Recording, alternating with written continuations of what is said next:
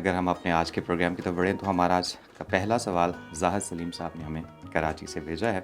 لکھتے ہیں السلام علیکم ڈاکٹر صاحب. وعلیکم السلام ورحمۃ اللہ. پھر اپنی بات کچھ یوں کرتے ہیں کہ میں ایک پرائیویٹ کمپنی میں کام کرتا ہوں اور ہمارا باس جو ہے وہ بہت سخت گیر اور موڈی سا شخص ہے. غصہ ہر وقت اس کی ناک پر دھرا رہتا ہے. میں یہ چاہتا ہوں کہ وہ مجھ پر ہی نہیں دفتر میں کام کرنے والے سبھی ورکرز پر مہربان ہو جائے.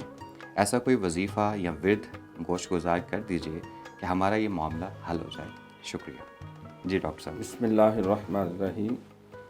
سب سے پہلے تو میں آپ کا شکر گزار ہوں اور پھر ان ناظرین کا جو پروگرام کو دیکھتے ہیں، سنتے ہیں، سمجھنے کی کوشش کرتے ہیں اور اس سے بہرہ مند بھی ہوتے ہیں. یہ یقیناً ہمارے لیے کفارہ سیئات بھی ہے، تو آخرت بھی ہے، ذریعہ نجات بھی ہے، صدقہ جاریہ بھی ہے. الحمدللہ. تو یہ اصل میں کوئی میری باتیں تو نہیں، یہ تو اللہ نبی کی اور اللہ والوں کی قرآن و سنت کی جو تعلیمات ہیں انہیں کو ہم ایک دوسرے سے شیئر کرتے ہیں. تو اللہ تعالیٰ ہمیں اس سے پورے طور پہ بہرہ یاب ہونے کی توفیق عطا فرماتا ہے. آمین. تو ہمارے بھائی نے جو سوال کیا ہے، یہ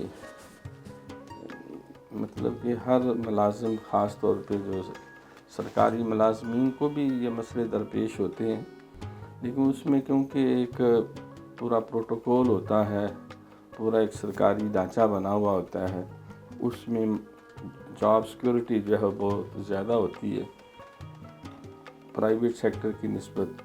وہاں تو ادھر باس ناراض ہوا تو ادھر چھٹی ہو. بلکہ امریکہ میں تو سسٹم یہ ہے کہ وہ جو کھڑا ہو کے ڈیوٹی دے رہا 8 گھنٹے، وہ بیٹھنے کی اجازت نہیں. اللہ. جو بیٹھ کے ڈیوٹی دے رہا ہے اس کو کھڑے ہونے کی اجازت نہیں. اور وہاں کیونکہ کیپٹلزم میں اب سمجھتے سرمایہ داری نظام میں ساری دوڑ روپے پیسے کی ہوتی ہے کہ زیادہ سے زیادہ مال اور مال ملے. تو انہوں نے ٹارگٹ فکس کیے ہوتے ہیں کہ ہم نے 1 گھنٹے میں اتنے اس کو ڈالر دینے ہیں. تو 1 گھنٹے میں اگر پوری تندہی سے یہ ورکر ڈیوٹی کرے گا تو اتنا مال تیار ہوگا یا پرزے تیار ہوگا یا اتنا کام ہو جائے گا. اور ہم 8 گھنٹے میں اس کو اتنا فی گھنٹے کے حساب سے $8 10 15 20 جو بھی پے کرنا ہے، تو اتنے ڈالر کے گیس ہمیں اتنا جو ہے وہ مال ملے گا، اتنا سیل ہوگا، اتنا پروفٹ ہوگا. تو جب اس میں وہ دیکھتے ہیں کہ 1-2 بھی کمی آ گئی ہے تو وہ پھر آنکھیں نکال کے پیشانی پہ رکھ لیتے ہیں اور ودن نو ٹائم معذرت کر لیتے ہیں. اور وہاں کوئی ایسا قانون بھی نہیں کہ جو اونر ہے، جو انڈسٹریلسٹ ہے، اس کو اگر لاس ہو رہا ہے اور وہ سارے ہی فیکٹری کے ملازمین کو چھٹی دے دے، تو کوئی ایسا قانون ضابطہ نہیں کہ وہ ان کو جری ہیبلیٹ کر سکے.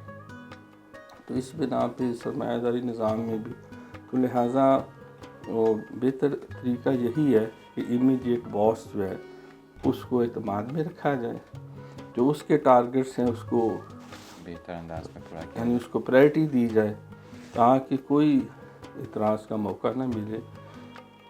سرکاری دفاتر میں ہو جاتا ہے اونچ نیچ تو کام چل جاتا ہے، لیکن وہاں بھی جو ولنگ ورکرز ہوتے ہیں اس کو ہمیشہ رسپیکٹ ملتی ہے، مخلوق کی نظر میں بھی، باس کی نظر میں بھی، پورے محکمے کی نظر میں بھی. تو پرائیویٹ سیکٹر تو ٹوٹلی سمجھے وہ جو باس ہے وہی انداتا والا صاحب ہے، ہائرنگ فائرنگ کا سارا اختیار اس کے پاس ہے. باقی پڑھائی بھی ہے. پڑھائی ہے کہ سورۃ یاسین بزرگوں نے فرمایا اگر پڑھ کے انسان دم دعا کر کے آئے تو اس کی برکت سے پذیرائی ملتی ہے. پھر اس کے علاوہ باوضو رہنے سے بھی، اور اللہم یا سمیع یا سمیع یا سمیع یہ اگر 300 دفعہ پڑھا جائے اور پڑھ کے انسان اپنے باس اور سارے کلائنٹس کو توجہ سے دم کرے تو وہ بات سنیں گے بھی، سمجھیں گے بھی. پھر حتمی بات وہی ہے کہ سرکار نے فرمایا کہ عاجزی اور انکساری میں زینت ہی زینت. Handsome is that to handsome does.